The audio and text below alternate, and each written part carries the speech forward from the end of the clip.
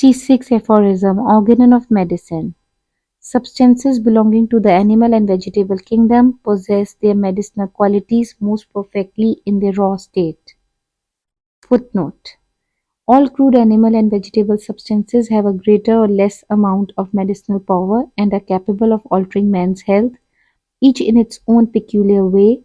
Those plants and animals used by the most enlightened nations as food have this advantage over all others, that they contain a larger amount of nutritious constituents, and they differ from the others in this, that their medicinal powers in their raw state are either not very great in themselves or are diminished by the culinary processes they are subjected to in cooking for domestic use by the expression of the pernicious juice, like the cassava root of South America, by fermentation of the rye flour in the dough for making bread, sauerkraut prepared without vinegar, and pickled gherkins by smoking and by the action of heat in boiling, stewing, toasting, roasting, baking, whereby the medicinal parts of many of these substances are in part destroyed and dissipated by the addition of salt, pickling, and vinegar. Sauces, salads, animals and vegetable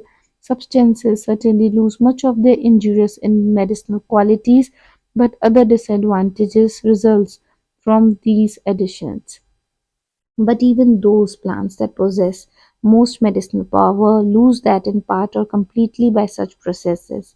By perfect desiccation, all the roots of the various kinds of iris or the horseradish of the different species of arum and of the peonies lose almost all their medicinal virtues.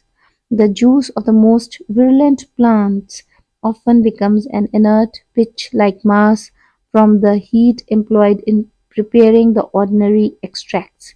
By merely standing a long term, the expressed juice of the most deadly plants becomes quite powerless. Even at the moderate atmospheric temperature, it rapidly takes on the venous fermentation and thereby loses much of its medicinal power.